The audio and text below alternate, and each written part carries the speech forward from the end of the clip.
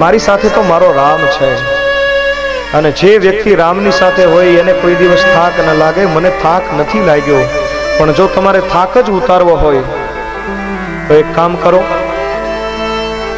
અયોધ્યામાં મારી પત્ની ઉર્મિલા ખડેશ્વરી રહી. બેસવાનું જેને વ્રત નથી, 14 વર્ષ સુધી જે વ્યક્તિ ખડેશ્વરી રહેશે, ઉભા ઉભા જે તપ કરે છે, અને ઘણા વર્ષો થઈ ગયા, આજ તમે મારી પાસે આવ્યા, પણ હું તમને એમ કહું છું કે તમારે થાક જ ઉતારવો હોય તો એ ઉર્મિલાનો ઉતારી.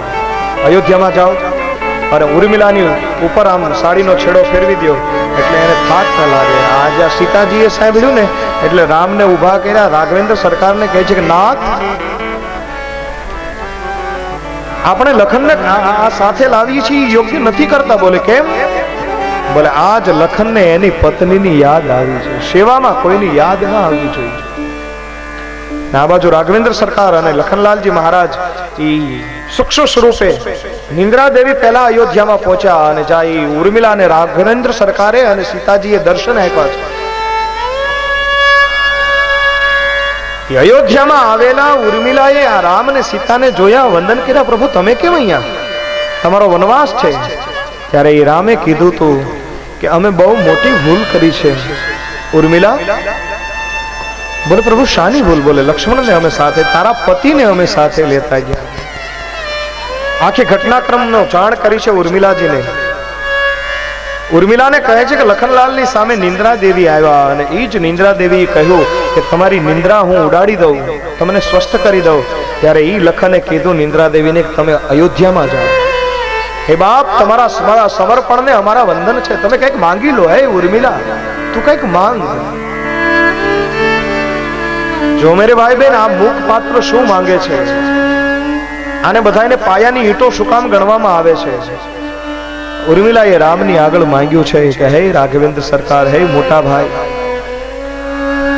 હે બેન જાનકી, હું તારી આગળ માંગુ છું. તું અહીંયા સુધી જ્યારે આવ્યા છો તમે, ત્યારે મારે એક જ માંગવાનું કે આજથી 14 વર્ષ સુધી, જ્યાં સુધી તમે પાછા ન આવો ત્યાં સુધી મારા પતિ લક્ષ્મણને મારી યાદ ન આવવી જોઈએ. આ વરદાન મને આપી દીધું. સીતા અને રામની આંખમાં આંસુ છે. બોલે યાદ? હા મહારાજ, આજ મારા પતિને મારી યાદ આવી, અને મારા રામ અને મારી જાનકીને અહીંયા સુધી કષ્ટ વેઠવી અને પાછું અયોધ્યા સુધી આવવું પડ્યું, એ અમને પાલવે નહીં. આ ઉર્મિલા છે, આ શ્રુતિ કીર્તિ છે, આ માંડવીજી છે. બાપ, તો હું કહીશ કે શત્રુઘ્ન અને રામાયણના જે મુખ પાત્રો છે એ ખરેખર મેરે ભાઈ બેન પાયાની ઈંટો છે. એ કઈ બોલ્યા નથી એટલે એનો મતલબ એવો નથી કે તુલસીદાસજીએ આને સ્થાન નથી આપવામાં આવ્યું. નહીં મેરે ભાઈ બેન, આ બધી પાયાનો ઈંટો છે. હજી એક વાર કહી દો કે એલિવેશન ગમે એટલું સારું હોય, પણ પાયો નો નબળો હોય તો એ મકાન ખખડીને હેઠું પડી જાય. પણ રામાયણનો પાયો બહુ મજબૂત છે. તો આવા શત્રુઘ્નને વંદન. ત્યારબાદ મહાવીર બિનબહુ હનુમાના, રામ જાસુ જસ આપ બખાના. હનુમાનજી મહારાજની વંદના કરતા. હનુમાનજી મહારાજની વંદના જ્યારે કરીને અહીંયા ગોસ્વામી તુલસીદાસજી ને હનુમાનજીને સીધો કોન્ટેક્ટ છે.